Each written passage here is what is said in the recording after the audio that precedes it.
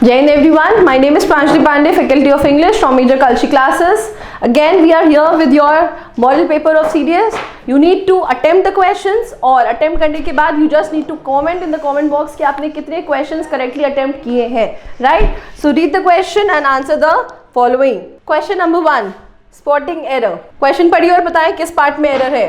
Order has been issued for his transfer to another district but he has not received them so far. देखिए यहाँ पे इस्तेमाल हुआ है order, has been issued, order issue कर दिया गया है for his transfer, उसके transfer का to another district but he has not received them so far. अब ये बात समझिए, ये जो आपका order दिया हुआ है यहाँ पे that is a verb also और वो एक noun भी होता है, right? ऑर्डर एक वर्ब भी होता है, ऑर्डर एक नाउन भी होता है. For example I ordered you to do that, तो हम यहाँ पे निर्देश दे रहे हैं किसी को, तो यहाँ पे जो ऑर्डर है वो एज अ वर्ब इस्तेमाल हुआ है जिसको आप ईडी बना सकते हो, राइट. दूसरा, ऑर्डर जो नाउन की तरह जब एक्ट करता है तो उसमें भी एक ऑर्डर होता है. When it acts as a noun, जब वो नाउन की तरह एक्ट करता है तब एक ऑर्डर होता है और दूसरा होता है ऑर्डर्स, राइट. जब हम ऑर्डर बोलते हैं एज नाउन, जब हम नाउन की तरह ऑर्डर बोलते हैं तो दैट मीन्स सिर्फ ओरल ऑर्डर की बात हो रही है. दैट मीन्स कि ऑर्डर की कैसी है, ओरल ऑर्डर्स.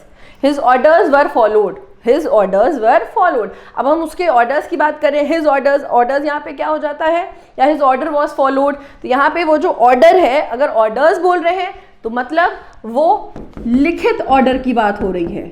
अगर ऑर्डर्स बोल रहे हैं बच्चों तो मतलब लिखित ऑर्डर्स की बात हुई है. और अगर हम ऑर्डर बोल रहे हैं तो दैट मीन्स वो सिर्फ ओरल निर्देश हैं जो चल रहे हैं. Got it.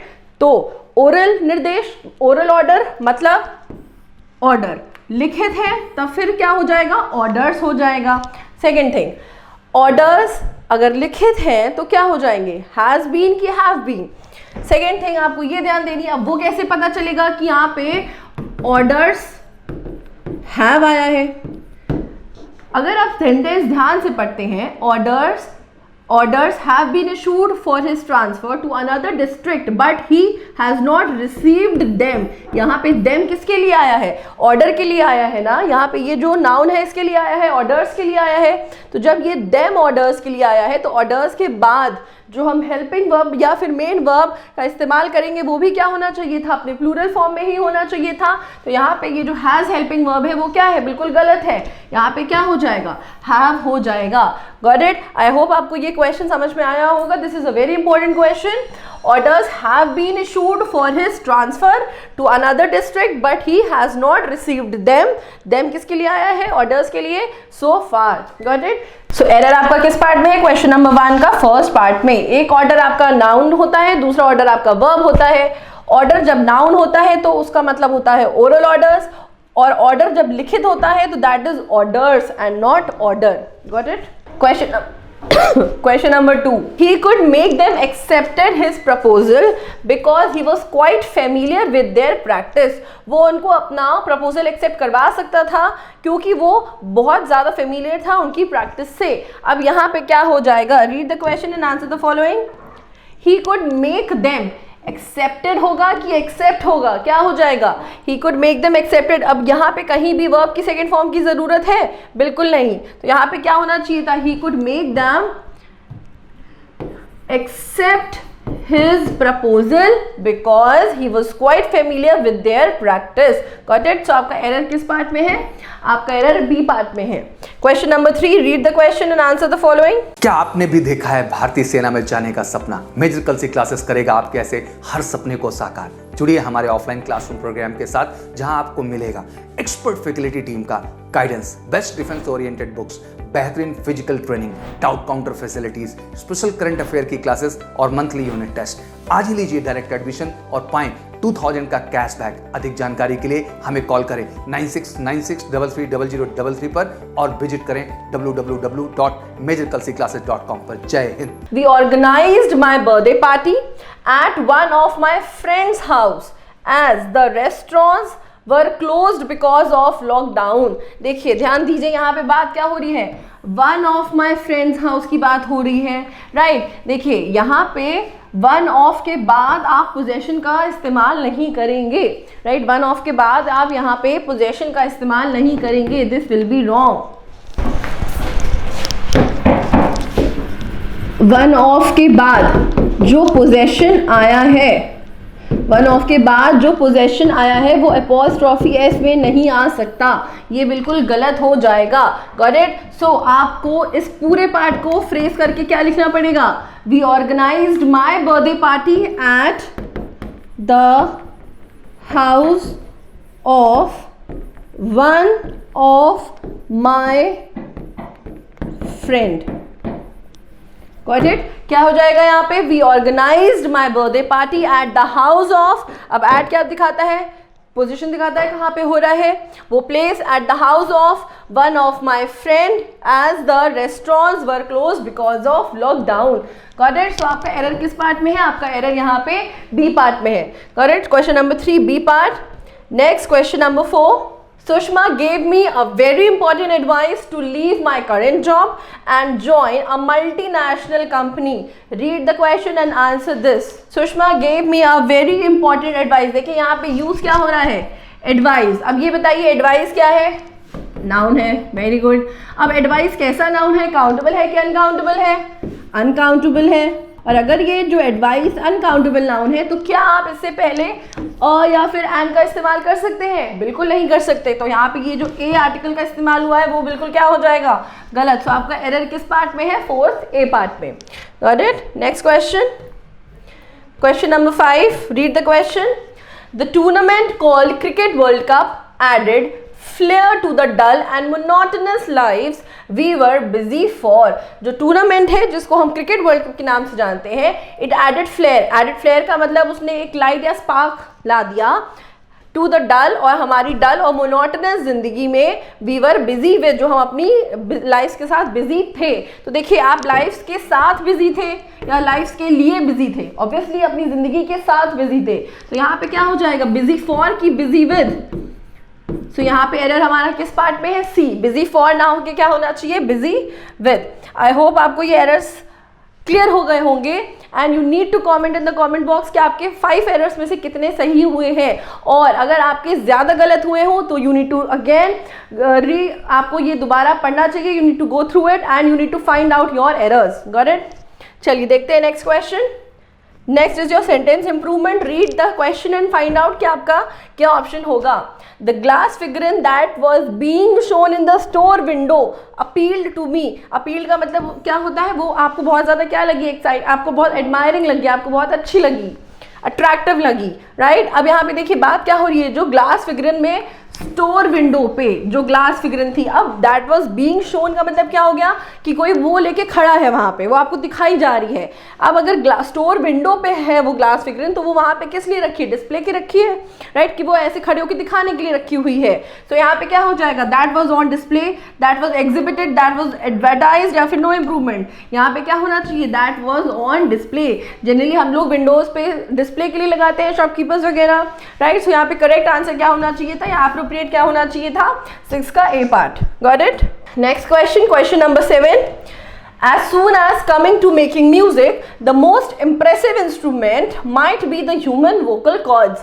जब बात आती है मेकिंग म्यूजिक की तो सबसे इंप्रेसिव इंस्ट्रूमेंट कौन हो जाता है? ह्यूमन का खुद का वोकल कॉर्ड। तो as soon as, जैसे ही कुछ आने वाला है, अब यहाँ पे जैसे ही कुछ आने वाला की बात नहीं हो रही है, जब बात होती है म्यूजिक बनाने की तो सबसे इंप्रेसिव इंस्ट्रूमेंट कौन हो जाता है? ह्यूमन वोकल कॉर्ड्स होते हैं। तो यहाँ पे क्या होना चाहिए? When coming to, when it comes to, while coming for, या फिर नो इम्प्रूवमेंट। क्या हो जाएगा? व्हेन इट कम्स टू, जब बात आती है मेकिंग म्यूजिक, टू म्यूजिक बनाने की, तो मोस्ट इंप्रेसिव इंस्ट्रूमेंट क्या होता है? Human vocal cords. तो आंसर क्या हो जाएगा? 7th का बी पार्ट। आई होप आपको ये समझ में आ रहा है। Next question. See, these are all important questions. ये सारे ही important questions हैं. You need to understand them, practice them, and you need to find out कि आप कहाँ पे lack कर रहे हैं. Question number 8. Read the question. He has not and can never be in the good books of his employer because he lacks honesty. वो नहीं है और कभी हो भी नहीं सकता गुड बुक्स में किसकी? एम्प्लॉयर की, क्योंकि वो ऑनेस्टी, ईमानदारी, उसके अंदर कमी है ईमानदारी की। तो यहाँ पे क्या होना चाहिए? Has not and can not be, has not and can never be, has not been and can never be, या फिर नो इम्प्रूवमेंट। देखिए यहाँ पे हमने कैन के बाद किसका इस्तेमाल किया है? कैन के बाद वर्ब का फर्स्ट फॉर्म का इस्तेमाल किया है, क्योंकि कैन क्या है? हमारा एक मॉडल वर्ब है, और मॉडल्स के बाद जनरली हम लोग वर्ब का फर्स्ट फॉर्म लेते हैं, that is appropriate here now. But यहाँ पे एक वर्ब इस्तेमाल हुआ है, दैट इज हैज़। क्या हैज़ भी अपने बाद वर्ब का फर्स्ट फॉर्म लेता है? बिल्कुल नहीं, हैज़ अपने बाद वर्ब का फर्स्ट फॉर्म ना लेके क्या लेता है? वर्ब का थर्ड फॉर्म। तो वो तो हमको इसको देना पड़ेगा, जो वर्ब अपने साथ जिस फॉर्म ऑफ द वर्ब को लेता है वो आपको उसको देना पड़ेगा। तो यहाँ पे भी कुछ होना चाहिए था जो वर्ब की थर्ड फॉर्म में मिलेगा उसको, राइट? तो यहाँ पे क्या मिला है? हैज़ नॉट के बाद हमें कुछ नहीं मिला है, यहाँ पे भी कुछ भी नहीं मिला है, बट यहाँ पे हमको मिल चुका है, and that is has not been. Been अपने क्या है? वर्ब के थर्ड फॉर्म में है। सो 8th आंसर क्या हो जाएगा? 8th का C part will be the correct answer. He has not been and can never be in the good books of his employer because he lacks honesty. Got it? The building in the painting is out of perspective. It appear too much small. जो building है उस painting में it cannot be seen properly. क्यों? क्योंकि वो बहुत क्या है? छोटी है, right? अब ये जो small है ये आपका क्या है? ये आपका एडजेक्टिव है, राइट? ये क्या है आपका? एडजेक्टिव। अब समझिए, two plus much plus noun, two plus much plus noun, क्योंकि टू यहाँ पे क्या है? एडवर्ब है। मच यहाँ पे क्या है? एडजेक्टिव है। नाउन, अब नाउन को क्वालिफाई कौन करेगा? एडजेक्टिव। एडजेक्टिव को क्वालिफाई कौन करेगा? एडवर्ब। बट जब हम बात करते हैं मच टू की, मच टू के बाद आप किसका इस्तेमाल करते हैं? एक एडजेक्टिव का, बिकॉज यहाँ पे मच भी आपका एडवर्ब है और यहाँ पे टू भी आपका क्या है? एडवर्ब है, और वो क्वालिफाई किसको कर सकता है? सिर्फ एक एडजेक्टिव को। तो यहाँ पे क्या हो जाएगा? टू मच स्मॉल की much too small? Obviously option क्या होना चाहिए था हमारा? B option, much too small. So 9th B will be the correct option. Got it? Too much smaller भी नहीं होगा, टू मेनी स्मॉल भी नहीं होगा, नो इम्प्रूवमेंट भी ऑब्वियसली नहीं होगा। So 9th B option is the correct answer. Question number 10. His suggestions were so trivial and hence nobody took any cognizance of them. उसके जो suggestions थे वो इतने ज़्यादा अनइम्पॉर्टेंट थे और इसकी वजह से किसी ने भी उसके ऊपर ध्यान नहीं दिया। सो क्या हो जाएगा? सो ट्रिवियल, दैट, एंड हैव। देखिए, सो जनरली अपने बात किसको लेता है? दैट को लेता है, नो डाउट। एंड अगेन यहाँ पे हम बात क्या कर रहे हैं? किसी रिजल्ट या कॉज की बात नहीं कर रहे हैं, तो यहाँ पे सो का इस्तेमाल नहीं होना चाहिए। क्या हो जाएगा? His suggestions were very trivial and hence so. अब हेंस के बाद यहाँ पे सो बिल्कुल गलत हो जाता है, सो हमारा ऑप्शन क्या हो जाएगा? C option. His suggestions were very trivial, बहुत ट्रिवियल थे, एंड और hence nobody took any cognizance of them. Got it? So 10th C will be the correct answer. Next question number 11. This is your fill in the blanks. आपको क्या करना है? क्वेश्चन पढ़ना है, and out of the 4 options you need to fill in the appropriate option. Crime against women are dash of the deep-rooted patriarchal system of our society. जो crimes हैं women के against, वो किसका result है? किसकी वजह से होता है? क्योंकि हमारी जो deep-rooted patriarchal society है, हमारी जो male dominated society है, उसकी वजह से crime जो है women के against हो रहे हैं। तो यहाँ पे ऑप्शन क्या हो जाएगा? डिफर। डिफर का मतलब बदलना। This will not be the option here. Demonstrations, demonstrations का मतलब एग्जाम्पल्स या इलास्ट्रेशंस। अगेन यहाँ पे कुछ इलास्ट्रेट या एग्जाम्पल के तौर पे नहीं यूज हो रहा है। मैनिफेस्टेशंस, मैनिफेस्टेशंस का मतलब हो जाता है अ क्लियर कॉज या अपीयरेंस।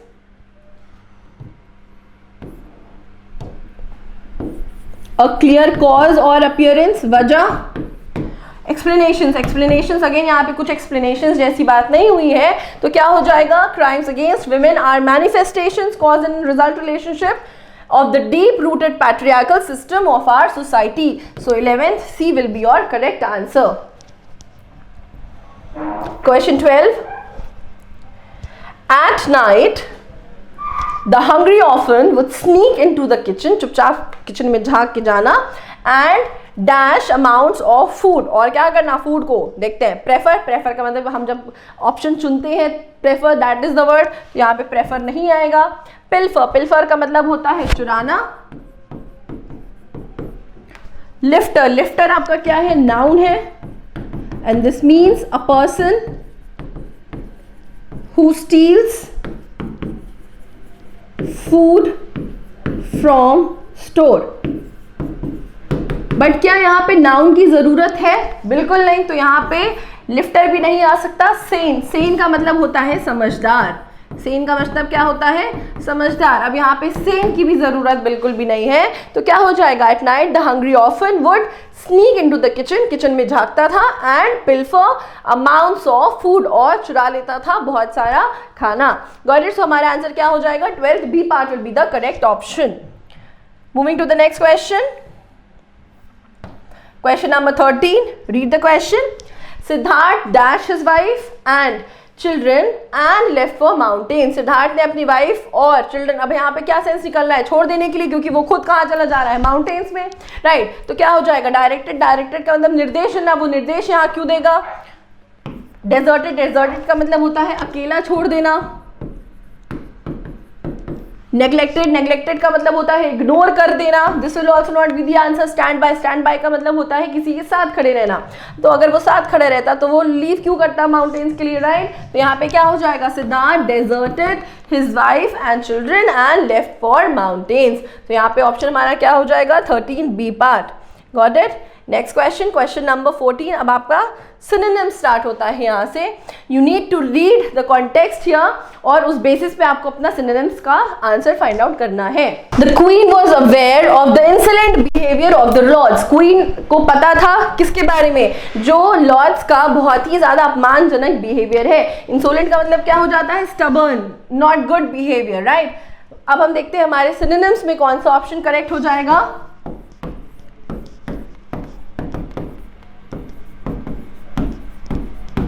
अपमानजनक। वायलेंट, वायलेंट का मतलब क्या होता है? उग्र हो जाना, right. Wrong answer. Polite, polite का मतलब बहुत अच्छा। इंसल्टिंग, इंसल्टिंग का मतलब होता है अपमान। फ्रिवलेस, फ्रिवलेस का मतलब होता है अनइम्पॉर्टेंट। फ्रिवलेस का मतलब क्या होता है? अनइम्पॉर्टेंट। ट्रिवियल, ट्रिवियल वर्ड हम लोगों ने पहले पढ़ा था ना, जिसका मतलब होता है तुच्छ, छोटा, राइट। तो ये भी आंसर नहीं होगा। So what will be the correct synonym here? The queen was aware of the insolent behavior of the lords. That is your answer. Insulting behavior of the lords. Got it? So insolent का हमारा synonym क्या हो जाएगा? Insulting. Next question. After reading the paper cutting, Rocky was certain the editor was being vindictive towards him. After reading the paper, paper cutting पढ़ने के बाद Rocky sure था कि एडिटर जो है उसकी तरफ क्या हो रहा है? बहुत ज़्यादा रिवेंज लेने की कोशिश कर रहा है। तो यहाँ पे क्या हो जाएगा? ड्यूटीफुल, फॉरगिविंग, रिवेंजफुल या फिर इंसेंटिव। विंडिक्टिव का मतलब होता है विंडिक्टिव का मतलब होता है प्रतिशोधी,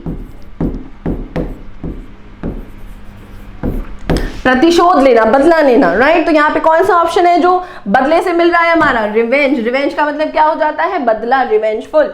ड्यूटीफुल नहीं होगा। फॉरगिविंग मतलब छोड़ देना, नहीं। इंसेंटिव, इंसेंटिव का मतलब होता है किसी चीज को बढ़ावा देना, प्रोत्साहन करना, तो इंसेंटिव भी नहीं होगा। 15C will be the correct option. Got it? Next question, question number 16. The appeasement of the mob was only possible when the governor spoke of peace to their leader and came to an agreement. Now appeasement का मतलब क्या होता है? appeasement का मतलब होता है शांति। तो मॉब की शांति तभी पॉसिबल थी जब जो गवर्नर थे वो किससे बात करेंगे? लीडर से शांति की बात करेंगे और किसी निर्णय पे आएंगे। सो हमारा आंसर क्या हो जाएगा? पैसिफिकेशन। देखिए पैसिफिकेशन, पैसिफिक ओशन हमेशा शांत रहता है, राइट। सो पैसिफिकेशन का मतलब होता है शांति। अग्रेवेशन का मतलब उग्र बना देना। Provocation, they are synonyms again. To provoke someone, उग्र बना देना। अनोयंस, किसी को इरिटेट करना। So these answers will not be correct. हमारा आंसर क्या हो जाएगा? अपीजमेंट का सिनोनिम हो जाएगा पैसिफिकेशन, शांति, calm, peace, right. Next question number 17. Now we move over to the antonym part. Read the question again. जैसे कि आपने सिनोनिम्स किया है कॉन्टेक्चुअल बेस्ड, आपको कॉन्टेक्चुअल बेस्ड एंटोनिम्स करना है. The speaker was unable to placate the crowd. अब speaker क्या नहीं कर पा रहा था? क्राउड को शांत नहीं कर पा रहा था. तो यहाँ पे क्या हो जाएगा? placate. The speaker was unable to placate the crowd. Placate का मतलब क्या होता है? तसल्ली देना, शांत करना. Now what are the options? Excite. Excite का मतलब जोश. Threaten का मतलब डराना. Antagonize. Antagonize का मतलब क्या हो जाता है? विरोध करना. चैलेंज. चैलेंज का मतलब किसी को क्या करना? चैलेंज करना, अपोज करना. तो यहाँ पे क्या हो जाएगा? एक्साइट नहीं होगा. सबसे बेस्ट एंटोनिम यहाँ पे, मोस्ट एप्रोप्रिएट एंटोनिम क्या हो जाएगा? एंटेगनाइज. एंटेगनाइज का मतलब क्या हो जाता है? विरोध करना. और प्लेकेट का मतलब क्या हो जाता है? तसल्ली देना, राइट? सो हमारा 17C will be the correct answer. Threaten और चैलेंज भी नहीं होगा। Moving to the next question, question number 18, His attitude to poor people is deplorable. Deplorable का मतलब क्या हो जाता है? Not good. His attitude, जो उसका attitude था पुअर लोगों की तरफ, वो अच्छा नहीं था, वो क्या था? बहुत अनफॉर्चुनेट था। तो deplorable का मतलब हो जाता है अनफॉर्चुनेट, मतलब बुरा, राइट? तो यहाँ पे हमारे ऑप्शंस क्या है? कमेंडेबल। कमेंडेबल का मतलब क्या हो जाता है? वर्थ प्रेजिंग, बहुत अच्छा। इक्विटेबल मतलब बराबर। मिजरेबल मतलब नॉट गुड। डिजायरेबल मतलब जैसे उससे उम्मीद की गई थी। So again B, D and C are wrong answers. हमारा अप्रोप्रिएट एंटोनिम क्या हो जाएगा? कमेंडेबल, जिसकी तारीफ की जा सके। डेप्लोरेबल मतलब कोई चीज जो अनफॉर्चुनेट है, बुरी है। सो 18th A will be the correct answer. Question number 19, He has an aversion to milk. अब समझिए, aversion का मतलब क्या हो जाता है? aversion का मतलब होता है hatred, मतलब उसको जो मिल्क है वो क्या होता है? अच्छा नहीं लगता है। सो हमारा आंसर यहाँ पे क्या हो जाएगा? डियर, लाइकिंग, लविंग या फिर पेट। देखिए, he has an aversion, सो यहाँ पे करेक्ट ऑप्शन होना चाहिए liking. I have a liking for something, right? Loving is different sense, liking का मतलब कोई चीज़ हमें पसंद है। तो यहाँ पे हेट्रेड या हेटिंग का ऑपोजिट क्या हो जाएगा? Liking. Got it? So 19B will be the correct answer. Moving to the next question. Next you have idioms and phrases. Read the part and find out कि इस particular underlined part का idiom का meaning क्या हो जाएगा. Winning the competition was quite a feather in my cap. So competition जीतना क्या था मेरे लिए? रिवॉर्डिंग था, एक अचीवमेंट था, एक एक्साइटिंग मोमेंट था, या फिर a joy for my parents था। सो यहाँ पे जो फ्रेज दिया हुआ है, a feather in my cap, the meaning of this is an achievement. एक क्या था हमारे लिए? एक अचीवमेंट था। सो 20th B will be the correct answer. Next question, I can no longer put up with her इंसुलेंस, उसके इंसुलेंस से अब हम बेयर अप नहीं कर सकते। तो यहाँ पे क्या हो जाएगा? एंड्योर। एंड्योर का मतलब सहना, इवेड का मतलब चुराना, सप्रेस का मतलब दबा देना, अज्यूम का मतलब कोई चीज़ अज्यूम करना। तो यहाँ पे क्या हो जाएगा? अनुमान लगाना। अज्यूम का मतलब किसी चीज़ को अनुमान लगाना। सो अगेन बी, डी और सी नहीं होगा। यहाँ पे क्या हो जाएगा? Endure. To put up means to bear, किसी चीज़ को सहना, right? So 24th A will be the option. Question number 21st, sorry, A will be the answer. Question number 22. To face the music. What is the meaning of this? To face the music. To face the music का मतलब हो जाता है to bear the consequence. अपना जो consequence है, result है, उसको क्या करना? face करना. So where is the option here? To be greeted rudely, to be offered warm hospitality, to enjoy a music program, या फिर to bear the consequence. क्या हो जाएगा? 22nd D will be the correct answer. To bear the consequence. Next, to have a green thumb. Green thumb होना, इसका क्या हो जाएगा? Green thumb. Once nails are painted green, आपके नेल्स को पेंट कर दिया गया है green. One is artistic, you are very artistic in nature. To have a natural interest in gardening, या फिर a green tattoo on the thumb. देखिए यहाँ पे क्या हो जाएगा option? To have a natural interest in gardening. To have a green thumb का मतलब हो जाता है गार्डनिंग में नेचुरल इंटरेस्ट होना। Fine.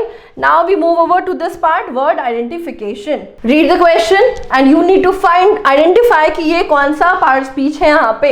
Rock climbing can be slow and arduous, but once you reach the top, it is simply exhilarating. Now यहाँ पे जो exhilarating का मतलब है उसका क्या हो जाता है? This means to be extremely happy. इसका मतलब क्या हो जाता है? To be extremely happy. Now tell me what is this? What will be the option here? Adverb, noun complement, adjective या फिर preposition? बताइए क्या हो जाएगा? Exhilarating is an adjective here. और आपको पता है एक एडजेक्टिव को या फिर बाकी पार्ट ऑफ स्पीच को, नाउन और प्रोनाउन को छोड़ के कौन क्वालिफाई करता है? जैसे कि नाउन प्रोनाउन को एक एडजेक्टिव क्वालिफाई करता है, वैसे ही बाकी पार्ट ऑफ स्पीच को कौन क्वालिफाई करता है? एक एडवर्ब क्वालिफाई करता है। तो यहाँ पे वर्ड क्या हो जाएगा? एक एडवर्ब हो जाएगा। Got it? So 24th A will be the correct answer. Next question. Everyone in my society, यहाँ पे हिम कर लीजिए। Everyone in my society called him villain. अब ये जो villain वर्ड अंडरलाइंड है वो आपका कौन सा पार्ट ऑफ स्पीच है? Subject complement, noun, object complement या फिर एडवर्ब? सबसे पहले तो ये समझते हैं ये हमारा सब्जेक्ट कॉम्प्लीमेंट और ऑब्जेक्ट कॉम्प्लीमेंट क्या है। फॉर एग्जाम्पल अगर हमारा एक सेंटेंस है he is a doctor, right? अब हम यहाँ पे क्या बता रहे हैं? ये जो ही है वो किसके बराबर है? ही हमारा डॉक्टर के बराबर है, और ही की जो पोजीशन है वो किसकी है, सब्जेक्ट की है। तो यहाँ पे ये जो और डॉक्टर है वो क्या है, कॉम्प्लीमेंट। बट ये कॉम्प्लीमेंट किसका है, ये जो कॉम्प्लीमेंट है ये एक सब्जेक्ट का कॉम्प्लीमेंट है। So this will be known as subject complement. Got it? Now अब if I say I call him Madhavan, right, हम उसको क्या बुला रहे हैं, माधवन बुला रहे हैं। अब यहाँ पे ये जो हिम है वो किसके बराबर है, माधवन के बराबर है, बिल्कुल। यहाँ पे जो हिम है वो किसके बराबर है, माधवन के बराबर है। अब यहाँ पे ये जो है वो आपका क्या हो जाएगा, ऑब्जेक्ट का कॉम्प्लीमेंट हो जाएगा। So here it will be known as an object complement, right. हम आई को माधवन नहीं बुला रहे, हम हिम को माधवन बुला रहे हैं। क्लियर है? So this is your subject complement and object complement. So यहाँ पे बात क्या हो रही है, everyone in my society called him villain. यहाँ पे विलेन किसके बराबर है, हिम के बराबर है। हिम क्या है आपका, ऑब्जेक्ट। तो ये जो विलेन वर्ड है वो आपका क्या हो जाएगा, ऑब्जेक्ट कॉम्प्लीमेंट हो जाएगा। So 25C will be the correct answer. I hope आपको ये सारी क्वेश्चन समझ में आ गए होंगे। Go through the question, try to attempt them and please comment in the comment box कि आपके कितने क्वेश्चन सही अटेम्प्ट हुए हैं। थैंक यू एवरीवन, जय हिंद। आपकी बेस्ट फ्रेंड किताबें होती हैं जो आपका करियर बनाती हैं और आपके ड्रीम्स को पूरा करती हैं। इसलिए मेजर कल्सी क्लासेस लेकर आया है रक्षा क्षेत्र के सभी परीक्षाओं की संपूर्ण तैयारी के लिए एमकेसी पब्लिकेशन की तरफ से बेस्ट स्टडी मटेरियल, जो कि सेना द्वारा प्रेस्क्राइब्ड लेटेस्ट पैटर्न पर आधारित हैं, जिसमें आपको मिलेगा आसान भाषा में explanation, chapter wise question paper और ढेर सारे क्वेश्चन के कलेक्शंस, ढेर सारे शॉर्टकट और ट्रिक के साथ साथ क्वेश्चन को इजी, मीडियम और हार्ड लेवल में बांटा गया है। लास्ट 5 ईयर के क्वेश्चन को चैप्टर और टॉपिक वाइज मेंशन किया गया है, जो कि आपके 100% सफलता को सुनिश्चित करेंगे। तो देर किस बात की, तो आज ही ऑर्डर कीजिए अपनी डिफेंस प्रिपरेशन की बुक dlp.majorkulsiclasses.com से और कॉल कीजिए 9696330033 पर।